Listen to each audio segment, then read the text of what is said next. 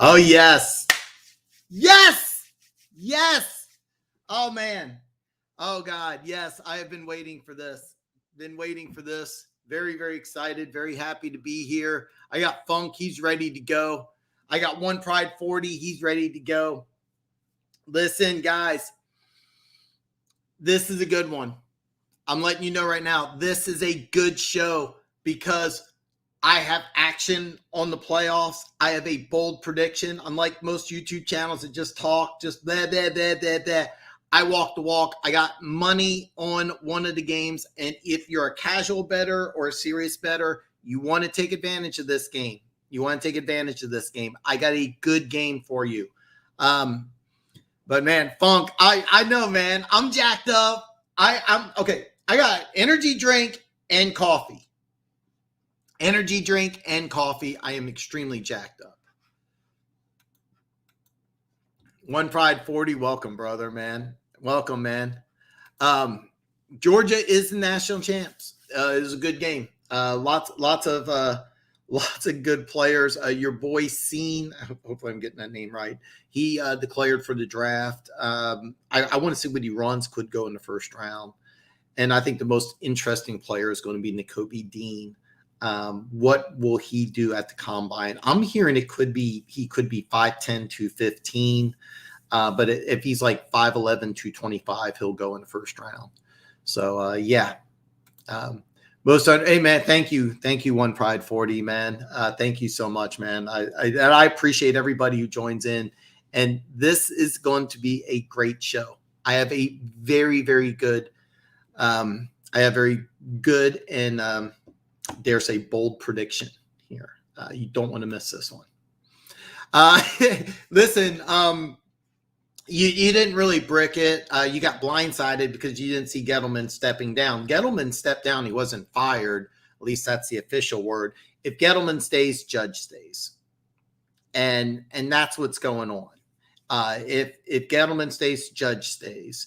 And it's kind of funny because Flores, Judge, and your former coach, Matt Patricia, they all have the same issues, problems with management, problems with players. And what it is that the Belichick system works in New England, but you try to implement it in somewhere else and it doesn't work. And it's kind of funny because it looks like Jared Mayo, the Patriots inside linebackers coach, is the lead candidate for the Houston job.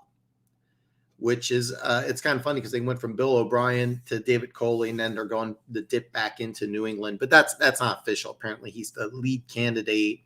I've also heard rumors of Flores being the lead candidate for Houston and Chicago. Now, Chicago's interesting because the defense is similar. He has to add some corners. You tell me. Do the corners, can they play press man exclusively like Miami's corners can? I don't think they can.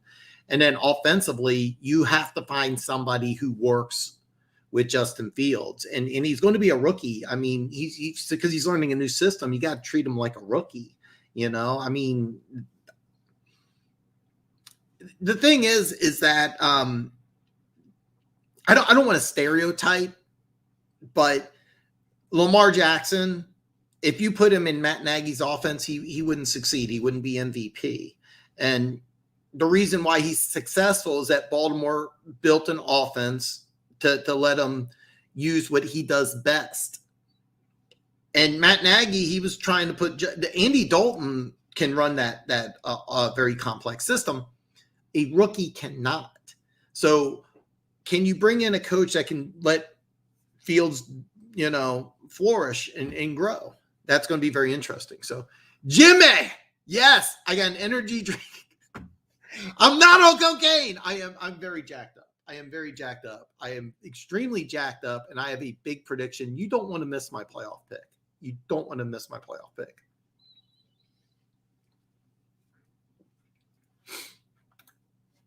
I'm impressed with what. Yeah, there's a lot of players. I'll stand by it. Will Anderson would go number one overall in this year's draft. He impressed me. I wonder if Williams and what's his name? Michi. I wonder if Williams didn't get hurt and if Michi was healthy, if you don't see something different. Williams left for the draft.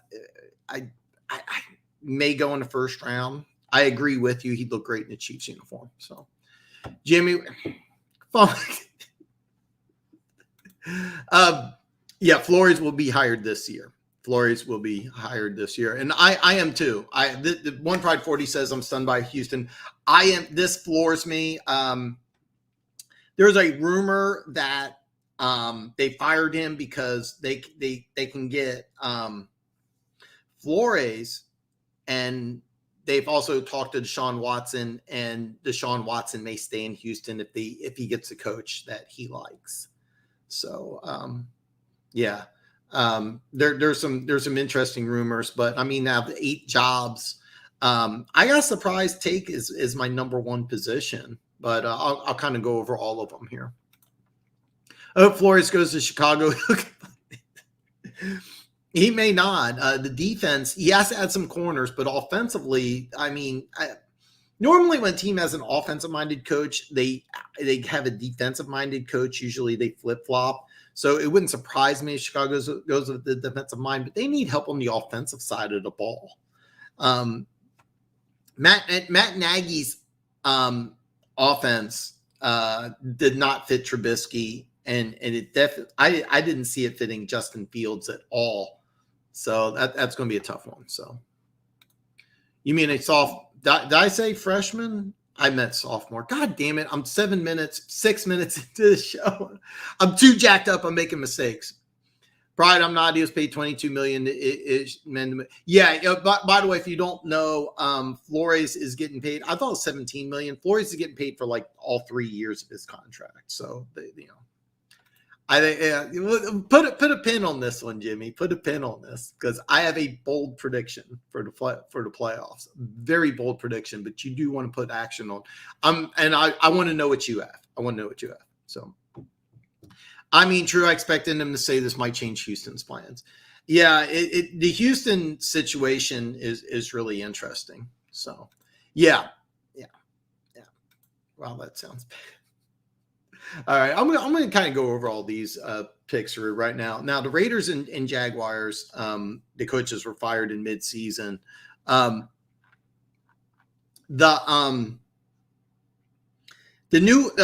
Raiders' job, however, is up for grabs. If they win 1 or 2 playoff games, it's Scariano. I may be mispronouncing the name. There's a good chance that he stays, especially if he wins 2 playoff games.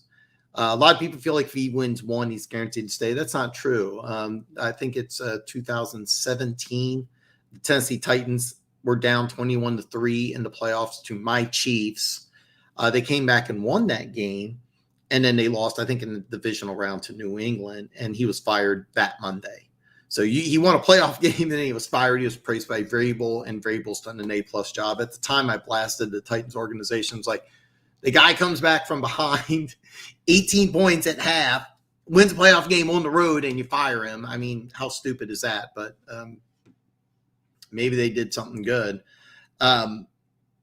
If he wins 2 playoff games, then I think you have to give him the job. But Mike Mayock may be gone. Remember, Mayock was hired as Gruden's right-hand man. Gruden was really running the show, and then he brought Mayock along. So the Raiders organization may have a general manager and a new head coach. So that's kind of interesting. Yeah, those positions are available. Fangio was the first one to go. He was fired like almost immediately. I thought that they may just go with a new offensive coordinator, but if I'm an NFL team and I can get Fangio as my defensive coordinator, I'm instantly doing it. I mean, he's a world-class defensive coordinator. I don't know if he's an NFL head coach, but he will get a job as defensive coordinator. Of course, the NFC North coaches, I think a lot of us saw them coming, Chicago and Minnesota. I've heard Flores is a front runner for the Chicago job, which kind of makes sense in a lot of ways. Defense would not change that much. I'd be real curious what he's going to do offensively. The Minnesota job's really interesting because there's a lot of talent on that team. You have to find a way to fix the defense, which is kind of funny. And then the offensive coordinator, I think it's Clint Kubiak, Gary Kubiak's son. He's rumored to take the offensive coordinator position that's available in Carolina. Great move by Carolina, by the way. And then we mentioned Joe Judge. They have a general manager and a head coach. And the thing is with the Giants is that traditionally the Giants have been a great organization. Over the last several years, it really hasn't seen that way. I'm really curious what they're going to do.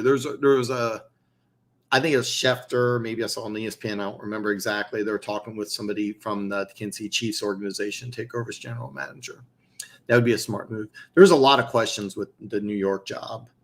And then, of course, the situation in Houston. I think the Houston job might be the worst unless you can get Watson to come back. And then also, if you think I think Davis Mills has all the potential to be a top 10 quarterback. I would stick with him, try to get as many draft picks that you can for Watson. But the number one job, I think, is the Jacksonville Jaguars. And I'll tell you why. The Jaguars and the Texans are the only positions that you don't have to make the playoffs and you did an A-plus job. If you win 7 games in either one of these teams, you may get an extension. You may get a raise. There's 3 big things that you need for an NFL team. And you need quarterback, you need a left tackle, and you need an edge rusher in that order. Jacksonville has an elite edge rusher in Josh Allen. I think he can play a 3-4-4-3. He could be a top 5 edge rusher next year. He's got a world of talent. You got Trevor Lawrence, who could be I got his name right, who could be a top 10 quarterback next year, maybe. You just don't have the left tackle, but you have the first pick in the draft. So I think that Jacksonville's the best job. Expectations are low. You have draft picks, and you have talent. Plus, you also get a first-round pick, a Travis Etienne. Remember, he's coming back. He got injured early. Now, that Liz Frank injury, that might be that might affect his whole career. But if he comes back and he's the same player he was at Clemson, reunited with his teammate, Jacksonville may surprise and to get a wild card. So, yeah. I just think of the anyway. Yeah. It hasn't worked anywhere except New England, but teams are dying to try it. And Houston, who went with the New England way, then they went with Coley. They're going back to the New England way. I don't get it, but yeah, absolutely.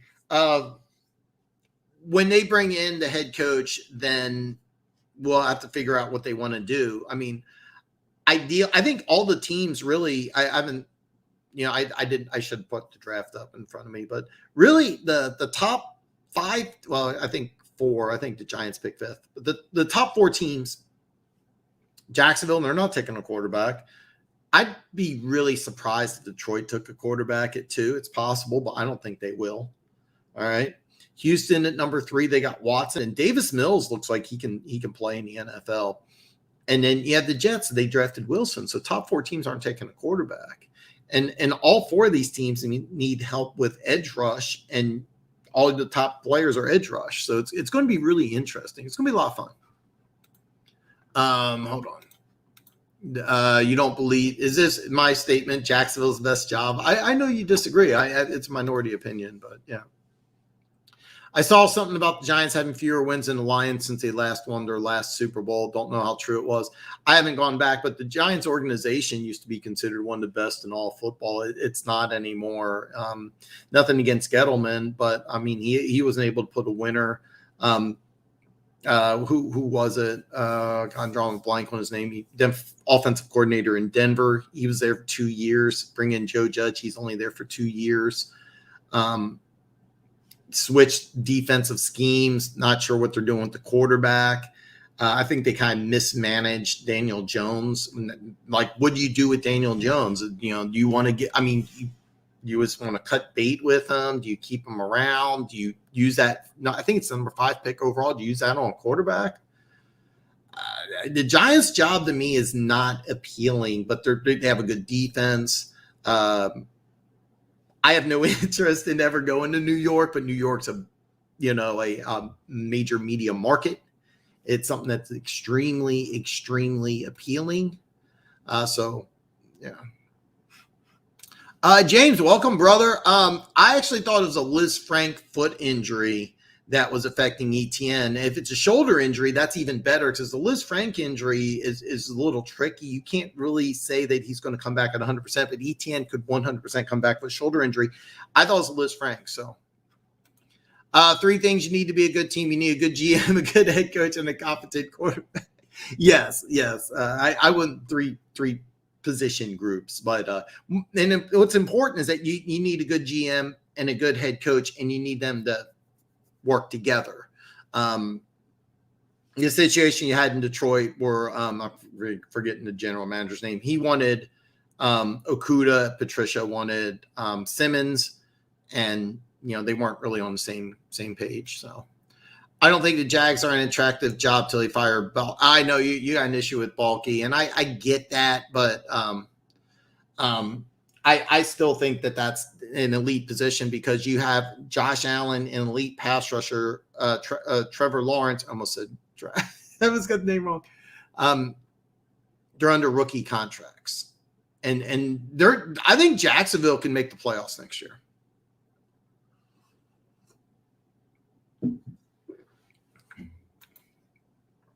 Make Detroit an attractive trade partner. Yeah, with the situation in Houston and the uncertainty, but I really don't think that you can trade out of the first 3 picks. I think number 4, the Jets, because the Jets pick, I think it's 4th and 10th. I think you can get a little creative there. Maybe they can trade down. So. The Lions, I don't. Okay, Funk. I don't think they will, but they could. Okay. 90% of the playoff. Yeah, absolutely, Mike. Mike, welcome, Mike. You picked a good show to get into. You want to hear this bold prediction, and you want to hear my action. Big Chief Sean, what's up, brother? What do you think the score will be in the Chiefs game? I am going to talk about that in great detail. Great detail. I believe Gators Broncos are the most attractive. Okay, actually, let's talk about that. They have a new ownership group that's coming in, and I saw somewhere, and I forget where it was. I saw apparently of all the major cities in the United States, Denver has the highest Caucasian population. It's like 92% white. It's the whitest city in America. I bring that up because the new ownership group that's coming in, I think the NFL is going to publicly and privately push them to hire a black head coach. There's 32 head coaches in the NFL, actually 24 now, but there's only one black head coach, and the NFL's 85% black. I don't think that Coley or Flores were fired because they're black men. I don't believe that at all. But the NFL's been public, and I think they're going to privately push NFL teams, especially this new ownership group in a major Caucasian city, to hire a black head coach. I think Eric Bieniemy would actually be a great fit for the Raiders because his system and John Gruden's system are perfect. I would beg Gus Bradley and I think it's Rick Scariano. I would beg them to stay as coaches. I would put Eric Bieniemy in, and there would be no transition. I wouldn't even be surprised if Eric Bieniemy took over the Raiders' job. Some of the play calls would actually be the same. I think the verbiage would be the same. There would be almost no transition. You would just be able to keep going because Gruden went from 4 to 7, and then this year they won 9 games, finally got to the playoffs. With Eric Bieniemy in Vegas, that would work. They would be able to run the offense that they currently run. There wouldn't be that much of a change. He's also a big candidate, I think, in Denver, and that would be very interesting as well. The issue is in Denver is that you do not have a quarterback. So that's the big thing is that you got Bridgewater, who I think is easily the worst quarterback in AFC West. That's not even debate. Drew Lock's going to be gone. More than likely you have to draft somebody, and none of these quarterbacks in this year's draft, I think, are really head and shoulders better than anybody else. So Lions should be desperate. I'm going to use pick number 25, whatever they get with the Rams. I'm going to throw that out there. It wouldn't surprise me if at 25. I would be shocked if they took a quarterback at 2, but at 25, I wouldn't. I think that would be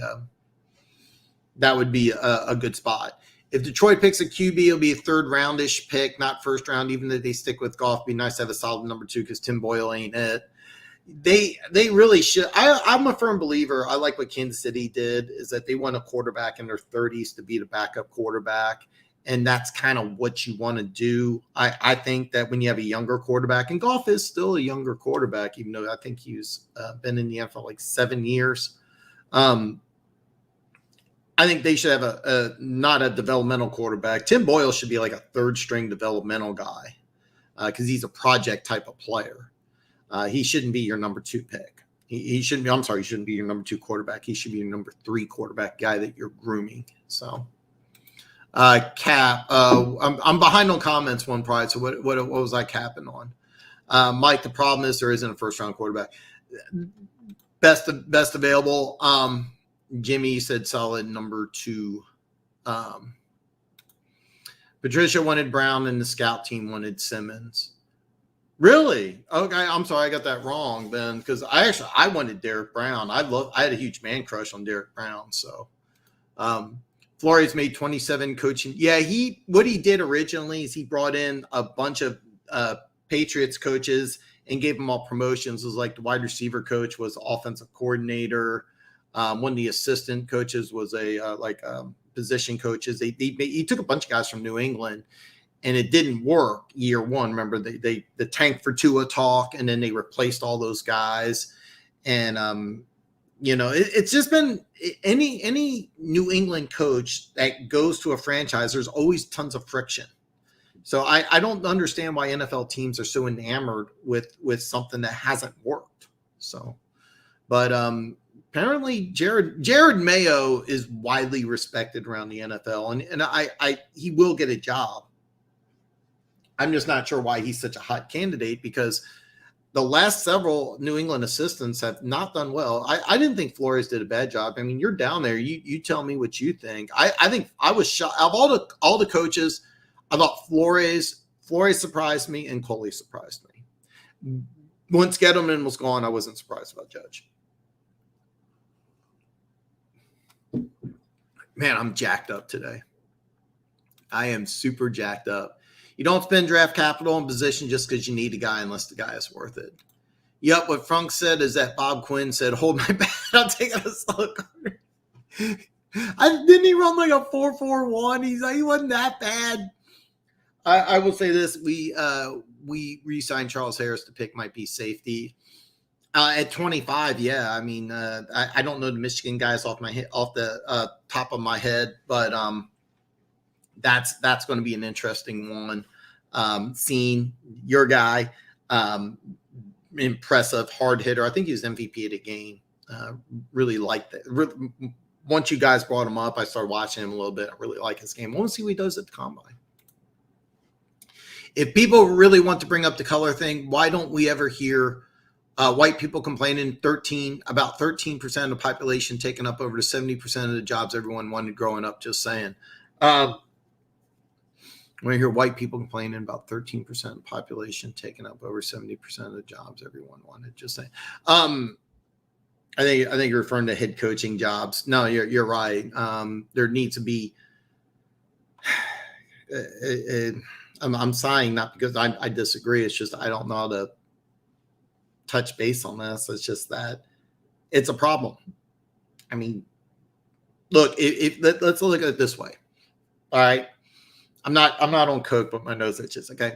Let's say you have $1 billion organization that was run 85% of the employees were women and 15% of the or all the CEO positions were men. Do you think that would last very long? No, it wouldn't. And it makes sense.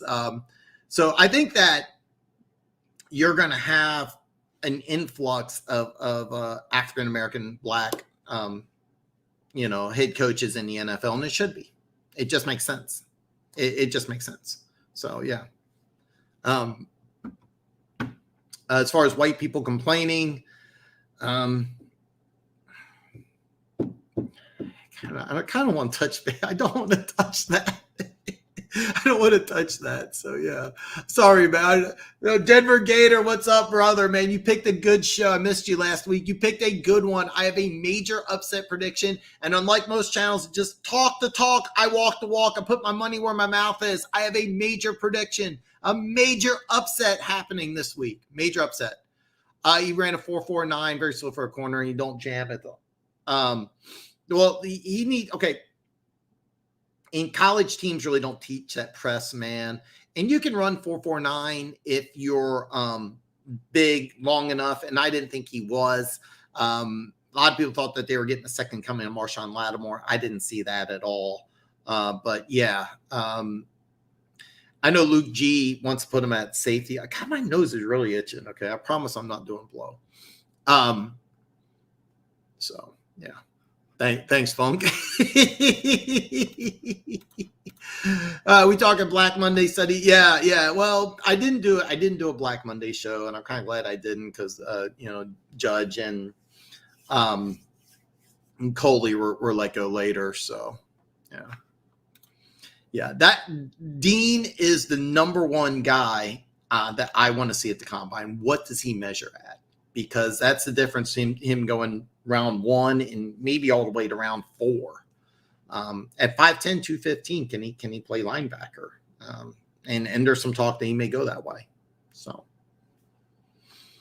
don't be surprised that Giants trade up to 2 to take a quarterback. They could, but they got to fall in love with somebody. And I don't think there's anybody worthy of taking that high. This year's draft, especially next year, you're going to have, I think, several quarterbacks that are going to have better grades. So, Gator, stay away from. Yeah, I'm sorry, man. Yo, Dan, what's going? Hey, Slasher, you picked a fantastic show to join. I have a major upset prediction. Plus, I have one bet, and you should take advantage of this. This is a good one. Okay. Is his hips absolutely suck? You know better than I do. If his hips suck, then that is a major problem. I remember going into the draft, everybody had him at number 1 except for Chris Sims. And Chris Sims is like, I'm just not as high on him as a lot of other people. And he had him as 3rd. He was really high on CJ Henderson, who's now with Carolina. And he said that CJ Henderson is much better. So Dean is available in Lions pick. When you do your mock, he better be the pick. I got to see what he does at the combine. And by the way, One Pride, you are 100% correct. If the Giants, and I think that I've said this in the past. I know he didn't have a great game, but I don't think he hurt his draft stock. Was Desmond Ridder. Now Matt Corral, I think destroyed his draft stock. He got hurt in the bowl game. He looked small. I mean, he does not look like an NFL quarterback to me. He looks like he's too small. And then he got hurt in his bowl game. And it sucked because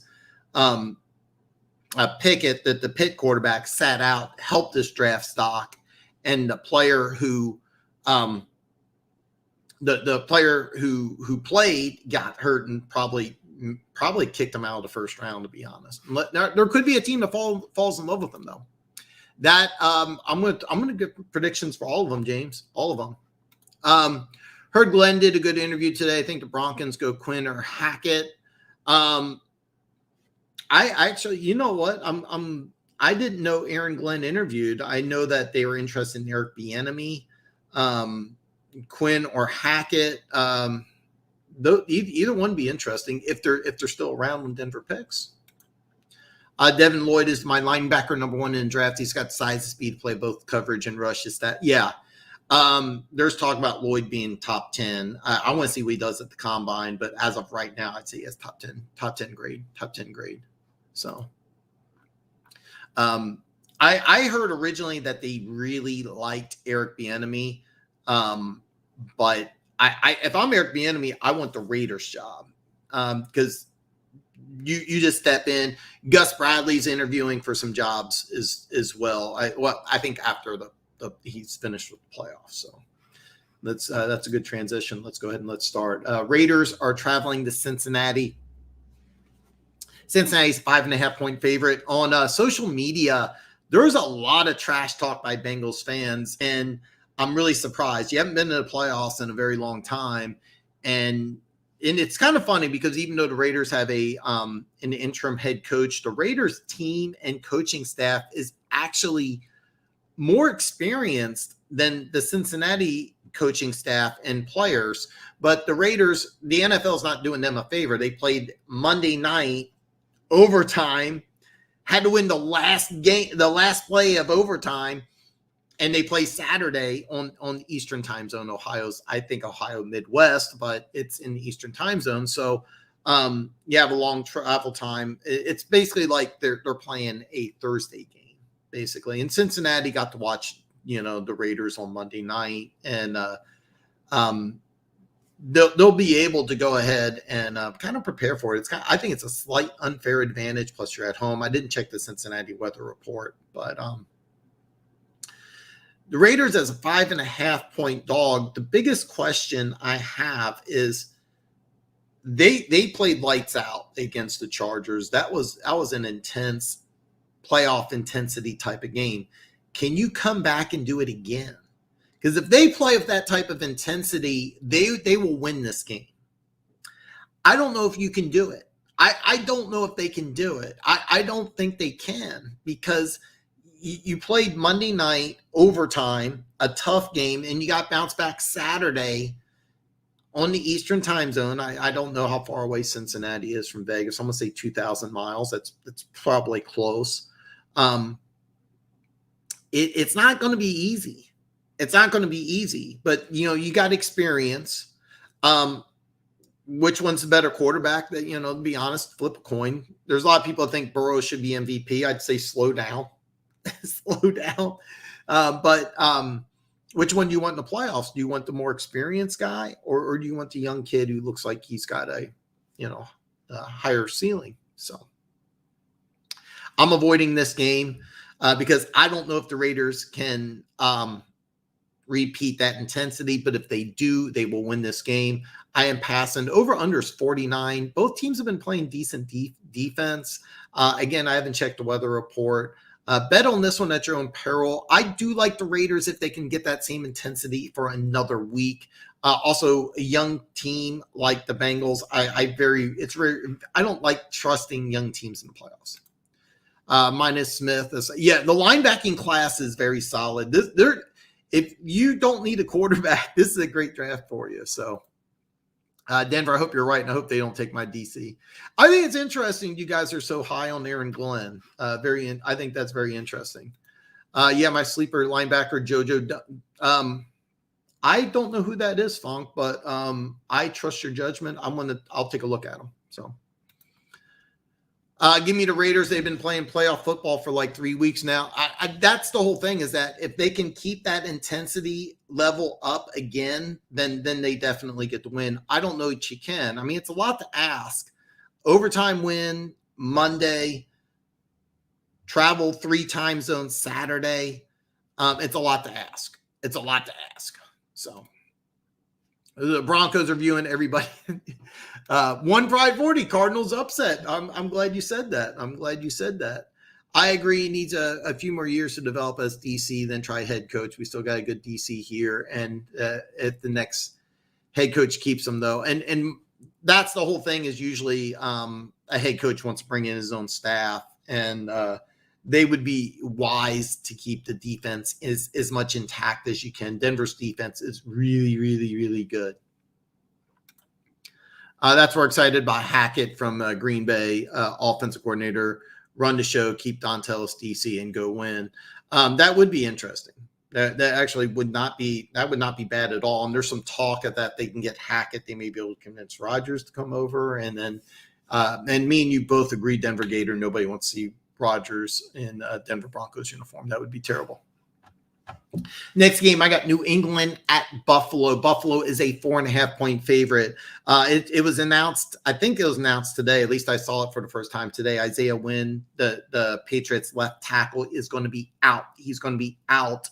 And that really sucks because if he was playing, then I definitely like New England, not just to cover 4.5, like them to win outright. Missing your left tackle, you got a rookie quarterback. You're going to have some changes in the offensive line. That worries me. I checked the weather report for this game. It's going to be about 10 degrees. I'm sorry, like 10 to 15 degrees and about 10-mile-an-hour wind.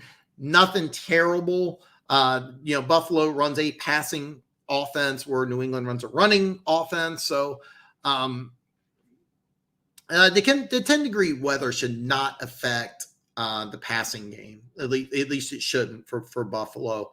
If Isaiah Wynn was playing this game, I would probably put action on New England. I still like New England, but Isaiah Wynn injury is tough. The over-under is 44. Yeah, I don't know. That's a tough one. I'm passing on this one because I like New England, but the left tackle position being out, that's a tough one.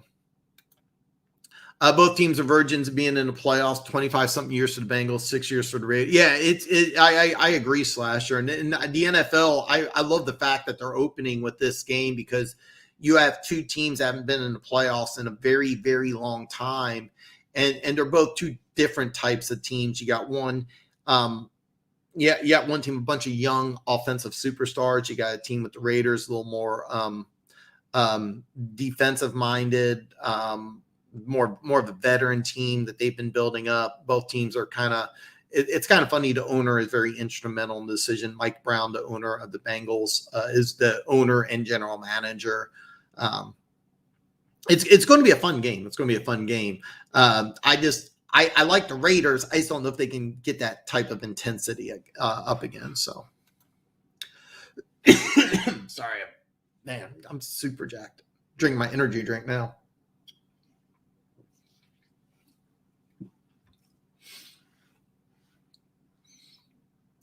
Piece on the cards. I don't trust Kingsbury. One Friday, I don't trust me. I won my fantasy league thanks to Debo. By the way, that sucked. I went to Vegas with $4,450. I have $4,243. My yearly bets, I made a profit because I won Pittsburgh. I pushed on San Francisco. I lost Seattle. But the 1,000 I bet on Pittsburgh was plus 115, so I won 1,150.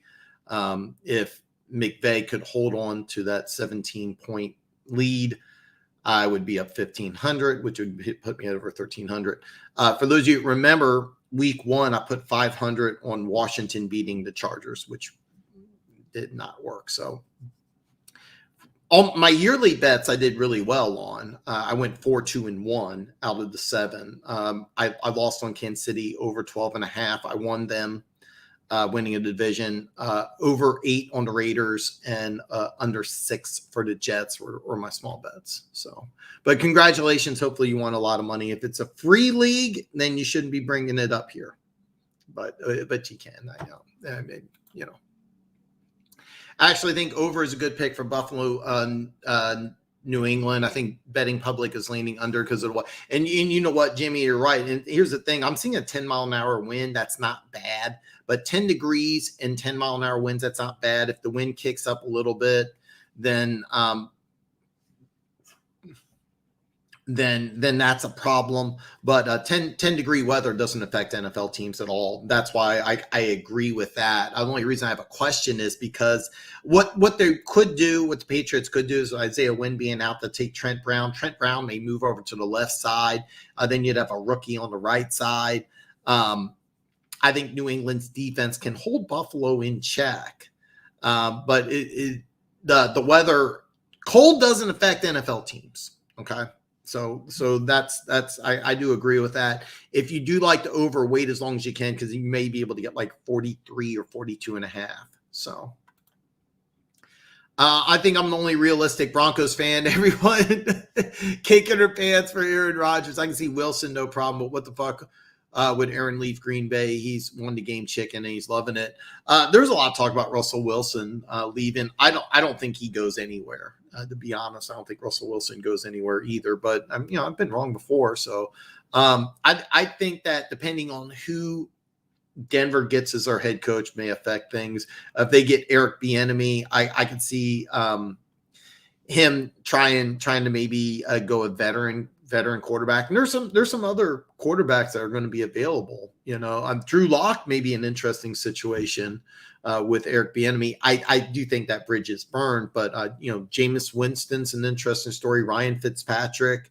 I just mentioned him, the Chicago quarterback.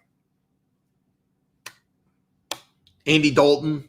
So a coach like Bieniemy would probably take a veteran and then first, second round draft somebody. So McVay's second half of the season are way better in Kingsbury every year. The Cards start off hot and shit.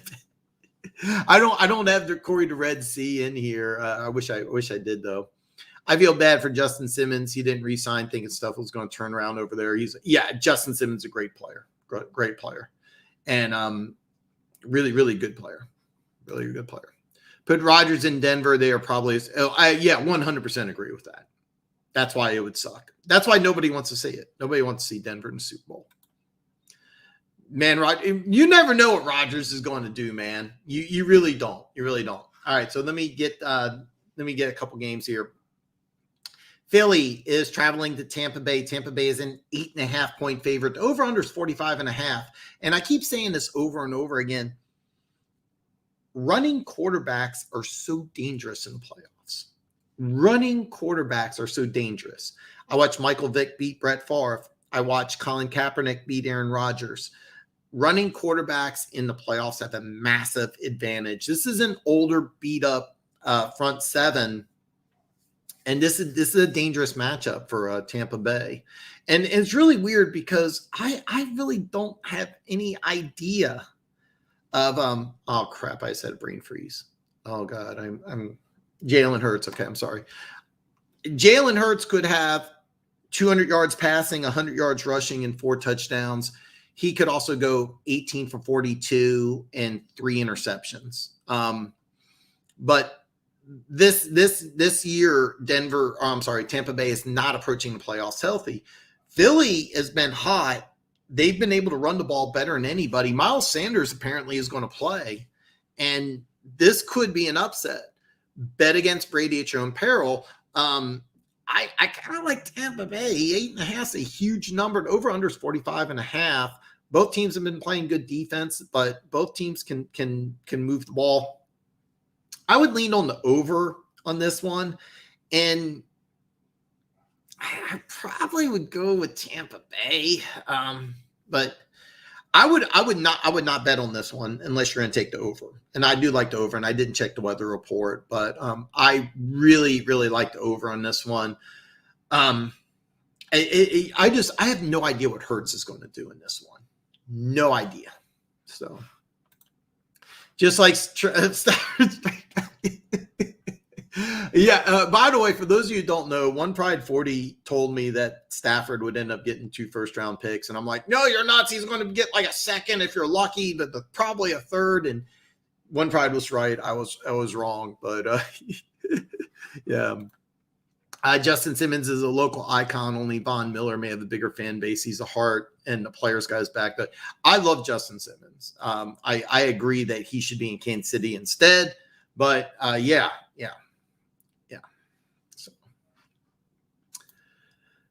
So he got the key to the city and taking Tampa. I don't blame you. I don't blame you. I won't be mad if everybody here picks Tampa, but no Godwin, Evans, or AB. A huge loss when they had to sign John Brown. I think Fournette cleared though, and he will play, which is a thorn in the ass. Yeah, and it's more just going against Brady. And I just have a question about Hurts. What's he going to do? It wouldn't surprise me if they just say, hey, look, Hurts plays fast and loose, and he runs. He'll get a lot of direct runs. He'll get very creative.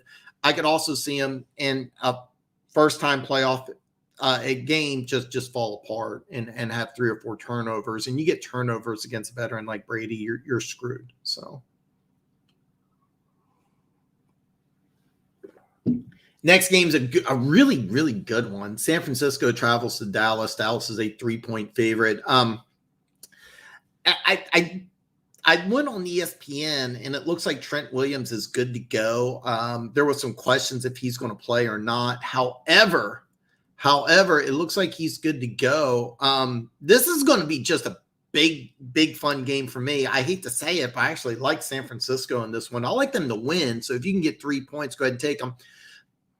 Trent Williams is key. Trent Williams is key here because if he plays, I think it's a big deal. You have one of the best, if not the best, left tackle in football. The weakness of Dallas is a strong running game, and you have an elite left tackle with a strong running game. And then I really like San Francisco in this one. So Denver Gator says our offense was putrid and predictable. Our defense would have been even better. Absolutely. I was on the show for Big Chief Sean. I said if Andy Reid was coaching Denver, they'd have the 1 seed easy. Yeah, if Andy Reid left and he takes over Denver, they're Super Bowl favorites in 2022. The offense is, but you have some building blocks there. Javonte Williams just looks like an absolute star. Melvin Gordon's a free agent after this year. That's a tough one. That's going to be a tough one. But yeah. Hey, I'll get something else right, but I'm not sure when I got to pull your chain on that. Perryman going to have 125 and 2 TDs just so like. Yeah, you know what? I remember when he came out. Or he went to the combine. And he ran he missed the combine. Like his pro day, he ran like a 4.29 at like 212. And I was like, oh my God, and couldn't catch a cold. So it's kind of funny. But yeah. I like San Francisco too here. I like San Francisco. Take the 3 though. Don't just take the money line. Take the 3. This is going to be a really fun game. Exactly. I think it's going to be a lot of designated run plays for Hurts, quick passes at tight ends, pound of football. Yeah, exactly. And that's why that you don't want to take 8.5 against Philly because they're a team that if they get up by 10 points, that's going to be so hard. But they're also a team if they get down by 10 that God knows what could happen because you do have wide receiver injuries with Tampa Bay. I think Tampa Bay will be able to run the ball. I like Fournette a lot, but that's going to be a tough one. The only thing the only reason why I'm not saying take Philly in 8.5 is because you got Brady versus Hurts, and you have no clue what you're going to get with Hurts. But yeah, Hurts should have a lot of carries. It's tech. Okay, I agree with you, but Vegas has them as a 3-point. So yeah, kind of sad that football is almost over. Hey, we're going to do a lot of draft stuff here. I hate to say it, but the Dallas Niners probably my favorite game of the week out of spite because you raised to hate the Cowboys. Go Niners, Jimmy G MVP. Yeah, forgot about Perryman, my guy. Yeah, but they got some injuries, so I got the you hold that over my head from now to the end of time. Screw them, Cowgirls, Gator. Biggest spread in wildcard history, 13.5. I've seen the Steelers, the trendy pick for upset. Screw that, Chiefs, baby. Tim, by the way, thanks, brother. I got 12.5, and that's the next game up here. So if Reed left, Bieniemy would get the head coaching job. I actually think that's why he hasn't left because Andy told him to stay here. I'll pitch his torch soon. There's been a lot of talk about that in Kansas City. I don't think that's true. I don't think Andy Reid's staying longer than another 3-4 years. I mean, he's getting up there in age, and I don't think he's going to be around for a long time, but I don't think that it's a passing the torch situation. I think the enemy's going to get a job this year. So, Tim, I'm glad you're here, buddy. I have a very bold prediction. I may take, I probably would take this, even though my prop bets have been cold. So here is the game I bet on. The Kansas City Chiefs are hosting the Pittsburgh Steelers. The Pittsburgh Steelers are a 12.5-point dog. I put money on Pittsburgh. And I put money on the Pittsburgh Steelers to cover 12.5 for one big reason. The Pittsburgh Steelers are going to win this football game. I'm going to say that again. The Pittsburgh Steelers are going to beat my Kansas City Chiefs, and I am going to cry.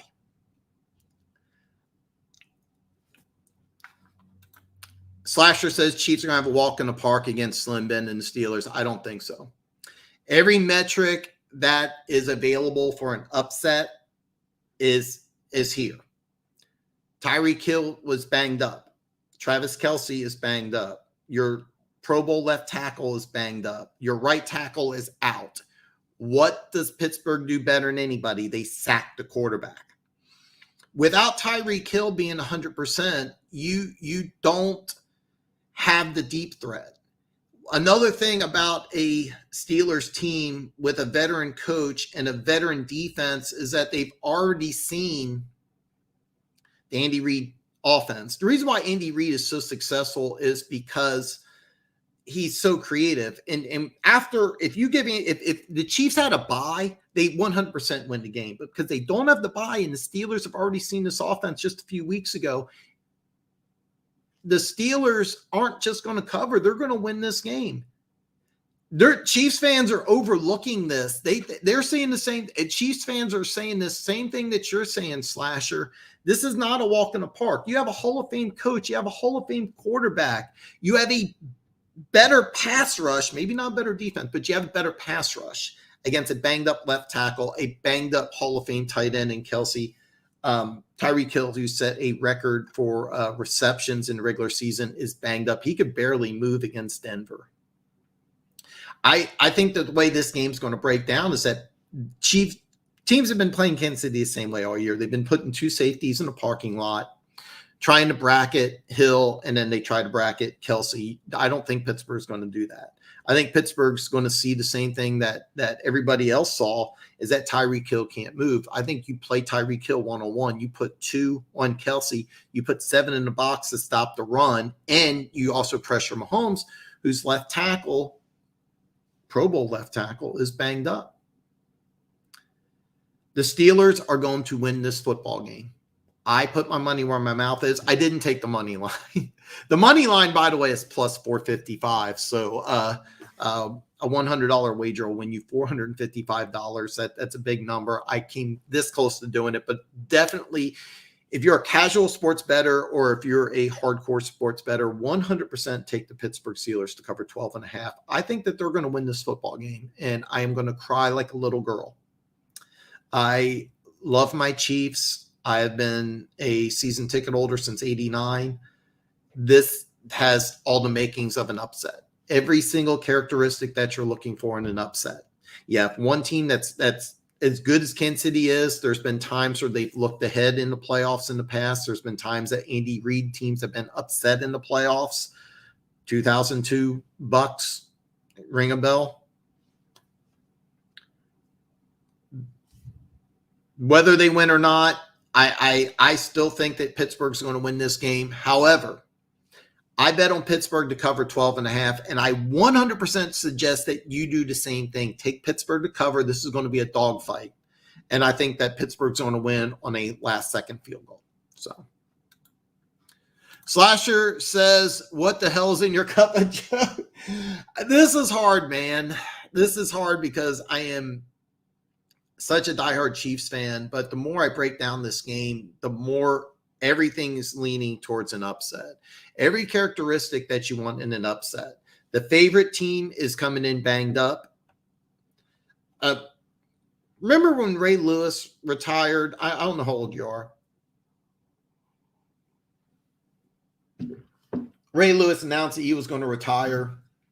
That 10-6 Ravens team, which wasn't that good, that struggled to get that 6th seed, they ended up winning a Super Bowl. The Steelers love Big Ben. Najee Harris wasn't used that much in that overtime victory. I think he gets 30 touches. But I'm warning. I'm telling you right now, Pittsburgh's going to win this football game. I'm taking 12.5. I don't have enough balls to put action on the money line, but 100% take 12.5. Yeah, I took 12.5, Jimmy. I don't have the balls to do the money line, but yeah, I like Pittsburgh to win. So yeah, Cinderella story: Steelers win it all for Big Ben. Yeah. I mean, you can go all the way back to the Immaculate Reception. But the refs have always given preferential treatment towards the Steelers. You saw against Cincinnati, if Kansas City has a tough time against if they don't get the calls, if the referees don't let them play ball. And that's another thing, is that whether they let them play ball, whether they don't let them play ball, that's advantage Pittsburgh. They don't let them play ball, then I see Big Ben throwing 50-50 balls all day long. All right. If they do let them play physical, I'm sorry, I got that mixed around. If they do let them play physical, I see Ben doing the 50-50 balls, but then they also are going to go ahead and bracket Kelsey, and then they're going to play Tyreek Hill off. Tyreek Hill, if you watch the game against Denver, he could barely move. He had 2 catches. He was in for like maybe 10 snaps. No, they are playing. They're just banged up, really banged up. Kelsey got hurt in the game late in the, I want to say, third quarter, and Tyreek Hill was played in like 10 snaps. He could barely move. CEH is out. Yes, CEH is out. Hell yeah, Steelers going to cover. Best bet. Are you trying to reverse? I kind of, sort of, yeah. I've watched a lot of football, and when you when all the metrics that are in line for an upset are here. I mean, you have one team that looks like they're overlooking the Steelers. The game, by the way, if you looked at the box score and you'll see a big win, it really wasn't that big of a win. They kind of had an explosion in the fourth quarter. It was pretty close for 3 quarters. But one thing about an Andy Reid offense is that if you've never seen it before, it is insanely confusing. But once you see it, and not every NFL team would be able to do this. Like if I like Cincinnati Bengals, I wouldn't, even though they have a really good defense, I wouldn't consider them playing Kansas City twice an advantage. Pittsburgh, on the other hand, I would, because they have a veteran defense and a veteran head coach. He knows what he's going against. And by the way, Ben Roethlisberger's 2-0 at Arrowhead in playoff games. So how's the right tackle for Kansas City? He's out. That's the big reason, is that here's the deal. Here's what happened against the Bengals. During pregame warmups, Orlando Brown got hurt. And they moved Lucas Nang, the starting right tackle, over to left tackle. In the first quarter, he got hurt. So they moved Joe Thurney, the guard, out to left tackle. He played lights out, by the way. But Lucas Nang, the starting right tackle, is out, and that's a backup. And that's a big key that people aren't thinking about here in Kansas City. You got a banged up left tackle. You have a backup right tackle. And you got a guy who's coming off a 22.5 sack season, the number 1 team in sacks. And you don't have the deep threat in Tyreek Hill taking the top off. That's why this is so dangerous, because for the first time, maybe all year, teams are going to blitz the Kansas City Chiefs. You can blitz Kansas City because Hill's not 100%. If Tyreek Hill's 100%, that changes everything. Miracle Hardman on the outside doesn't scare teams like Tyreek Hill. But I think that because of the Tyreek Hill injury, you could play Tyreek Hill one-on-one. You can bracket Kelsey, and you can still have 7 in the box to stop the run. Plus, you could see a creative blitz package, which the Chiefs haven't seen all year because everybody's been playing Kansas City the same way. Well, for the first time since September, I think that you'll see Pittsburgh coming out with creative blitzes because, after all, they're a 12.5-point underdog. What do they have to lose? That's why I like Pittsburgh, not just to cover, but just to win. Dan, you consider, yes, 100%. I considered that. I almost did that, but I passed on it. I just took one bet on 12.5, and it's really hard for me to do that because I'm such a big Chiefs fan, and I'm going to be heartbroken. But everything about this team screams upset. Everything about this game screams upset. And the more and more I break it down, the more and more I like Pittsburgh to win this game. So, and that sucks, but I did consider that, but I just took 12.5. And if you can get 13, take 13. Take as many points as you can. It's money in the bank. I think it's going to be a dogfight. I think Pittsburgh wins with a late field goal. So, yeah. Well, here's the deal. They're going to move TJ Watt around. He's going to go against Orlando Brown. He's going to go against the backup.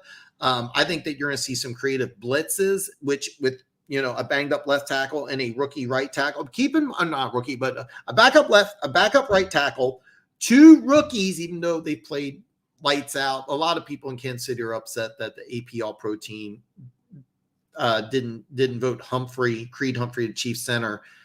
They voted Kelsey, who didn't even play the whole year. I think Humphrey outplayed Kelsey, but anyway. 2 rookies against a veteran defense in the playoffs is different than 2 rookies in the regular season. So, backup right tackle, 2 rookies, banged up left tackle, Tyreek Hill not at 100%. That has a lot of problems. So, I'm going to say it right. Khalifdis or Hamilton will be the pick for the Lions. Both those guys would make sense. Both those guys make sense. I think Detroit in a dream world wants to trade down, but I don't see that happening. I think that they're going to be stuck at 2. I think they're going to be on the phone and they're going to try to get creative, but I think they're going to be stuck at 2. It wouldn't surprise me if they take either one of these guys.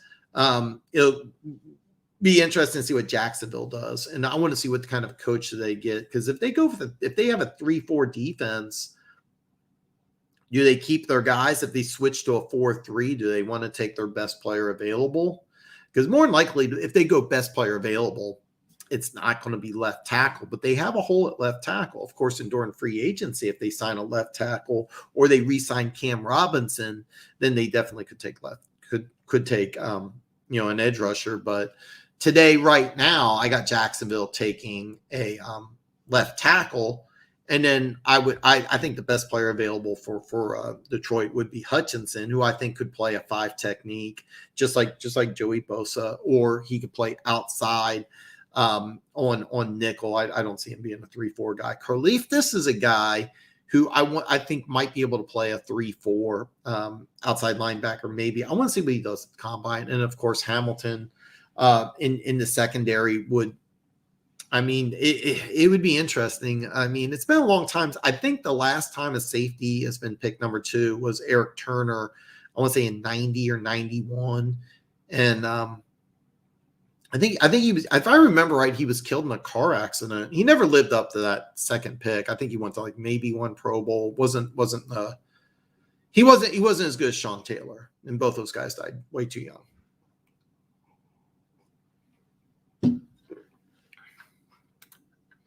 You went with the Ravens when you could use the Steelers. Either one. Yeah, Jerome Bettis retirement, Ray Lewis retirement. Yeah. So, Funk Jordan Battle is going back to school. I thought he was going pro. I don't know. We're going to do a lot of stuff with the draft.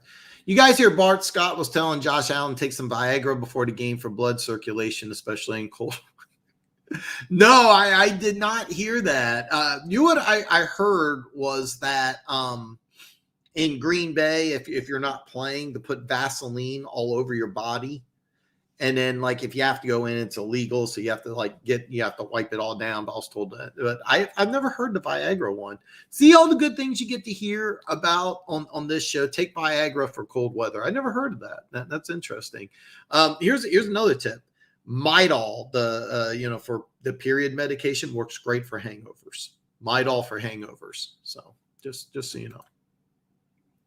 Is he is he trying to be the first safety off the board? Cini, Brisker, and Hill fighting for number 2 now, I guess. So, which one's the kid from Michigan? Because I heard he was going to be number 2, but that was before Cini announced it. But you could have 3 safeties going round 1. So, the Steelers are definitely built for the playoffs. I think they are. The offensive line's questionable, but they have a lot of quick strike. I shouldn't say quick strike, but they have a quick rhythm passing game, and Ben Roethlisberger kind of excels. I think Najee Harris will get in this game 30 touches. It wouldn't surprise me if Najee Harris leads everybody with like 10 or 12 receptions in this game. He could have 10 catches for like 65 yards. So no. No, they do not. Just regular season. They've changed the rule for college football. I forget when. I want to say about 10 years ago. I could be wrong on that, but it used to be that your rushing stats only counted for the regular season. Now in college football, your postseason stats count for, but the NFL they don't count postseason. So the answer is no. Oh, I forgot J.J. Watt. Okay, he's not coming back. Hold on. Let me rephrase that. He's questionable.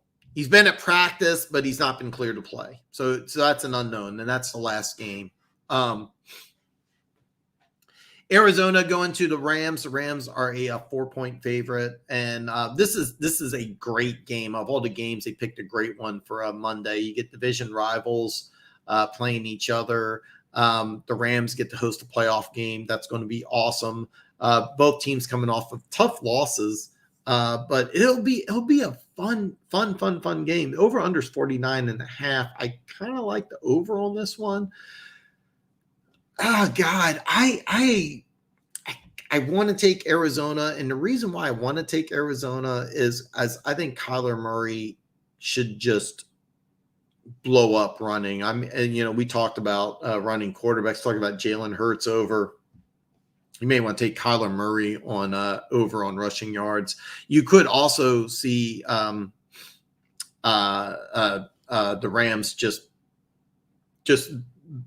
two pass rushers and everybody bracket and just try to force them to be a pure passer and hope that Deshaun Hopkins isn't 100%. But there's so many question marks on this game. If you are going to bet on this one, I like the over. I would take over 49.5. I have a weird feeling it's going to be a high-scoring game despite two talented, good defenses. Put a gun to my head, I would take Arizona, but I'm not sold on Arizona. Okay, if Watt plays and Hopkins plays and they're both 85% and above, definitely take Arizona to cover 4. So, yeah, backup tackle. Yeah. Chiefs fans are overlooking this completely, and I put a couple links on social media. I didn't want to reveal my big upset to anybody until I did the show, and Chiefs fans are arrogant about this. They're just saying that this is going to be a walk in the park, and I don't get it at all. And I think that there's going to be a couple. I think after the game and during the offseason, I think there'll be some Chiefs players that are going to say, "Yeah, we kind of looked past the Steelers." And that's not you never want to look past somebody in the playoffs. Not when you have a Hall of Fame coach, defensive player of the year, and a Hall of Fame quarterback. Everything in this game is lining up for an upset. Yeah, defensive player of the year against a backup right tackle, and the backup is next to Trey Smith, who's a rookie. He's next to a center, who's also a rookie. And the one thing about Pittsburgh is that defense is a veteran unit. That's already seen in Andy Reid offense. It's one thing when you see it once, but this defense, seeing them, that's tough. That's tough. I of all the possible teams, I really didn't want to see Pittsburgh. Any other team against Pittsburgh, maybe. I'd rather face New England than Pittsburgh, and the reason why is the rookie quarterback. So we gotta get you out of the Chiefs game. Anyway, those are my predictions. I'm telling you right now, if you're a casual bettor or you're a hardcore bettor, you do want to take Pittsburgh to cover 12.5. It's not going to be what you're hearing from a lot of people. This is not going to be a blowout victory. This is a game that's going to be a tough, hard-nosed victory. Tough, hard-nosed game.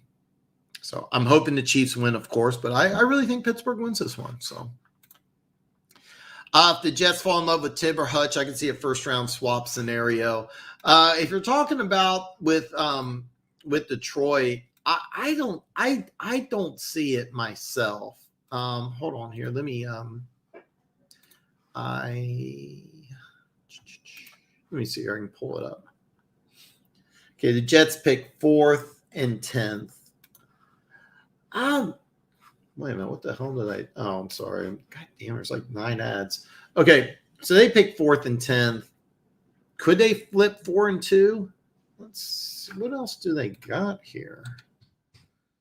I don't think they will. I really don't see it. Now, even though they got 35 and 38, and I'll tell you why, is because the last time they traded up in the first round, they went from 6 to 3 to get Sam Darnold, and the Colts at 6 took Quentin Nelson, and then the second round pick was I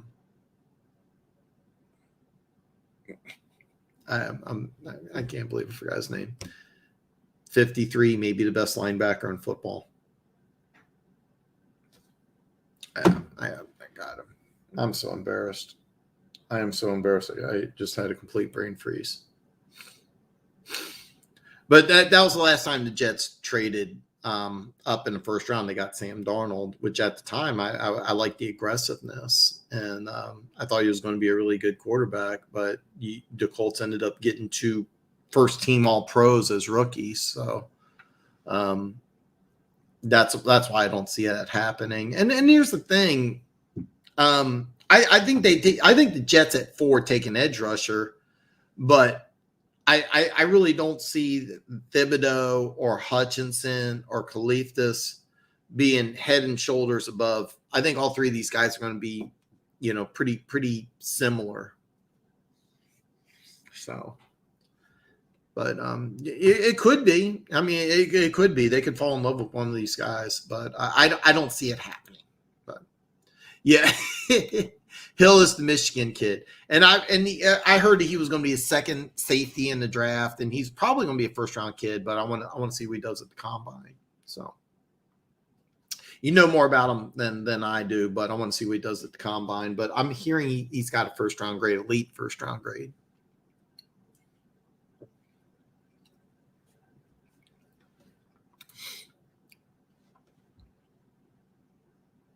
Look it up. It's going viral. It's so fun.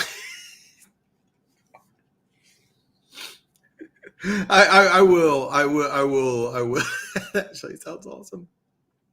The NFC West next year is going to be tough because San Francisco with Trey Lance will be fun what they do. I think Seattle's going to bounce back. Arizona's going to be interesting, but the Rams, they're in salary cap hell. I mean, I think they're already like $20 million over the cap, and that's today right now. Of course, they have no draft picks, so. But yeah, the NFC West is going to be a lot of fun. I want to take Arizona simple because I want has a good of a pick. I get what you're saying. Yeah. I know you're that. I think that's the perfect game for Monday, though. Arizona and the Rams. That's just going to be a fun game. Really fun game. I know the Rams are a 4-point favorite, but I don't think there's really a favorite. So I kind of like Arizona as well. But they aren't going to the bowl, though. Arizona or the Rams, I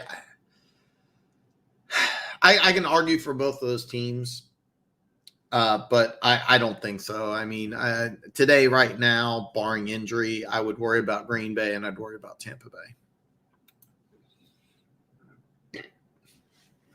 I like Arizona money lines. Stafford's been playing sloppy. Yeah, according to my bookie here, and I should have put the link below if you want to check out my bookie. The money line's plus 165. That's not bad. I would definitely take the 4, even though the plus 165 isn't that bad. So the plus 165 is not bad, though. I'm not gonna lie. Let me. By the way, Jimmy? What bets did you make? Did you take Pittsburgh 12.5? Yeah, the Steelers' O-line is bad, but they've been banged up. I think they're going to be healthy, which will be even though Kansas City's defensive line's been good, especially with Melvin Ingram coming back. Basically, in a high-scoring game, the Chiefs easily have the advantage, but I think this is going to be a low-scoring game. The weather's going to be There's Saturday, it's supposed to be like some rain, snow.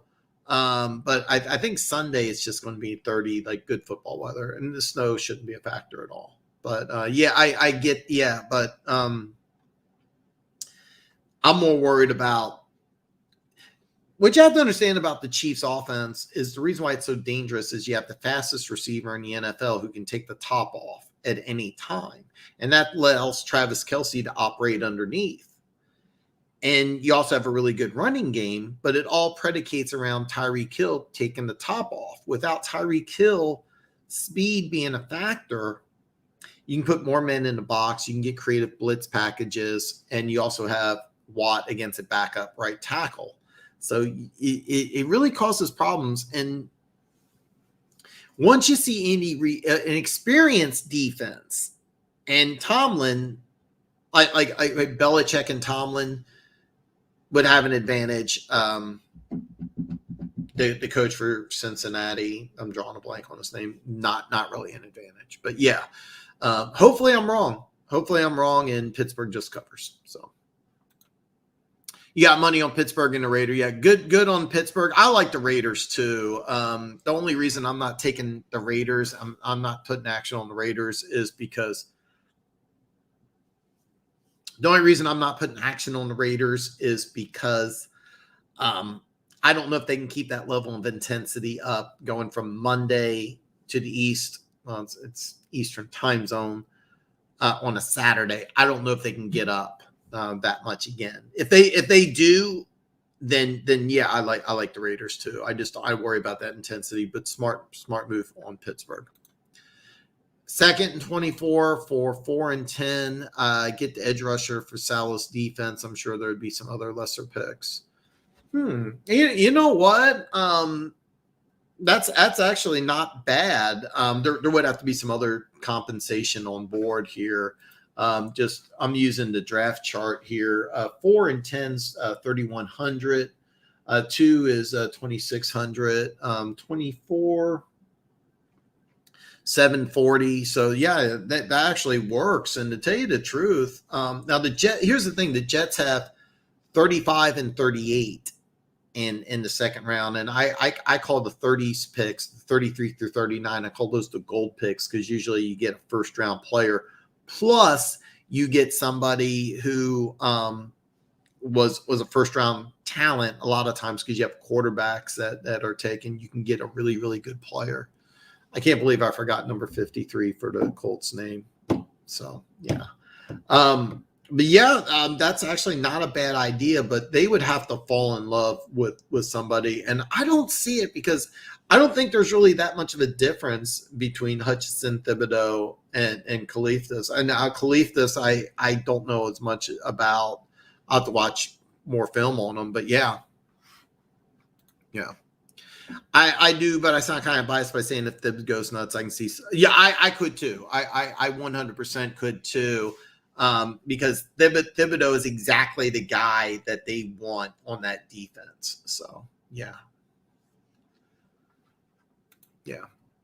I can see Carolina falling. Yeah, Carolina is kind of an interesting situation because they're going to get a new offensive coordinator. I don't think that I think they took Darnold and then they instantly had buyer's remorse. Pickett could be. I heard somewhere that Pickett's hands measured at 8 1/4. That's really bad. And then people are like, "Oh, it's a big deal. It's a big deal."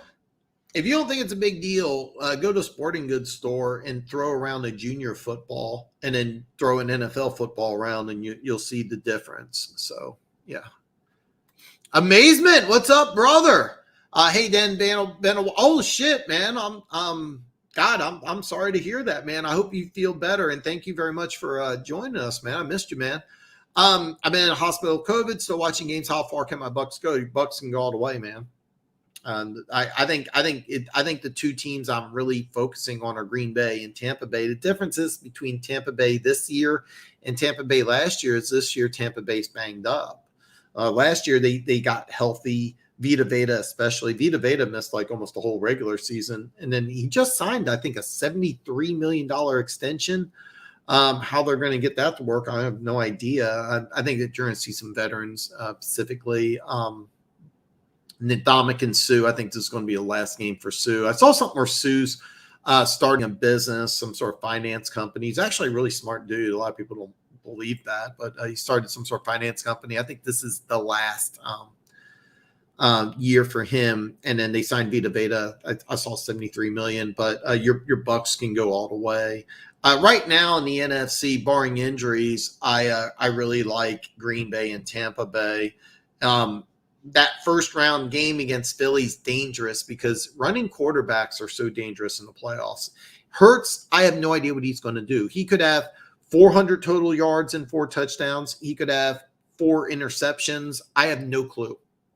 And that's the thing, is that when your defense is banged up, it's so hard. And it's a veteran team, and Philly's got nothing to lose at all. So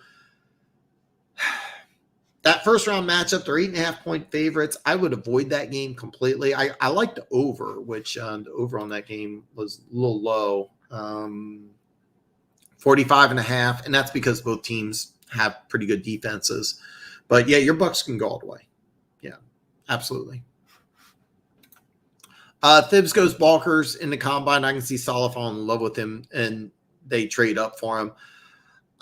That's possible. That's definitely possible. That's definitely possible. But I don't see it. I personally don't see it. To tell you the truth, if I'm Saleh, I probably like Hutchinson better. Just got that length, and I think that, and maybe it's because they're both tall white guys that wore 97 Michigan, Ohio State. But he reminds me a lot of the Bosa brothers, and I think that Saleh's going to see the same thing he saw in Nick Bosa. Remember, they had the number 2 pick overall. They drafted Nick Bosa, and that year they went to the Super Bowl. And I think that they see the same thing in Hutchinson. So I think it's Hutchinson's the guy that they're going to fall in love with, not Thibodeau, but it could be. Since upsets always happen in the wild card, which favorites go down? I called it. I'm calling my shot. I think the Pittsburgh Steelers beat my Chiefs. So that really is going to suck for everybody. But yeah, take 12.5 if you can and get better, man. I want to hear from you. So let me know how you're doing. You can always, by the way, man, if you don't want to follow me on social media, email me. Let me know how you're doing. So I got Pittsburgh plus 12.5, San Francisco money line. Arizona, haven't decided, but either plus 4. Take the 4. Take the 4, and because it's going to be a field goal either way. It's probably going to be close, even though I remember Arizona beat them in the regular season 37-20. Take the 4 points. San Francisco money line I like. According to my bookie, I'll bet you it's plus 120, 125, 135. Wow, that's a big number. Yeah, I like all those. I take the 4. And you watch Arizona win by a touchdown. But yeah. I love the Steelers getting 12-2. Chiefs embarrassed them last game, and they don't want to get blown. No, they won't get. This game's going to be a dogfight. I think Steelers win on a late field goal. So the Rams. Did I miss Bengals and or Titans? Titans got a bye. Bengals was the first game, and I think he came in a little late. The Bengals are 5.5-point favorite. I don't like this game because I have no idea. If the Raiders play with the same level of intensity that they played on Monday night, I would take the Raiders to win outright. So I like them to cover 5.5. But it's a lot to ask when you played the Chargers Monday night, win on the last play of overtime, then you travel over 2,000 miles to the Eastern time zone to play on a Saturday. It's a lot to ask. So I don't know if the Raiders can get up. That's just it. If the Raiders get up and they're amped up, they're ready to go, then I like the Raiders to beat the Bengals. But I don't know if they can do it.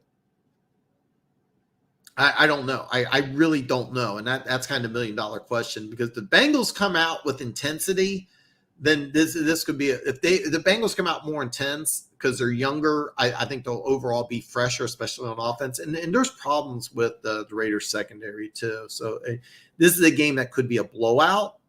But if the Raiders show up and they're able to run the ball against a tough Bengals defense, then it's going to be. I'm really looking forward to this game. All these games are going to be good.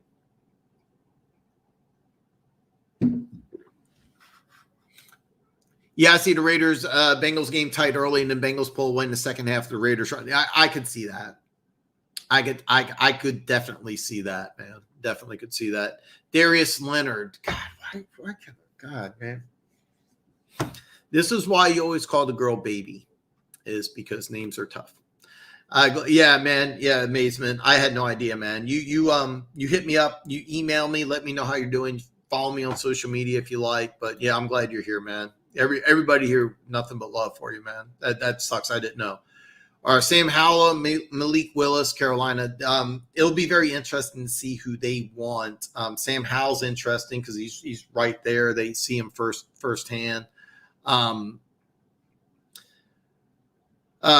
still think that Desmond Ridder is just. I think teams are just going to fall in love with him. So. Thanks, Funk. I'm feeling much better. This thing is no joke. Everybody needs to get vaccinated. I don't want anybody to get sick. I'm against the vaccination. I'm more be healthy. You know, there was this one guy I used to work with, and he'd always leave me his sandwich, and people are like, "You eating a sandwich?" I'm like, "Yeah, why wouldn't I?" It's like, he doesn't wash his hands in the bathroom. And I was like, "No, don't tell me that." And I thought they were just messing with me.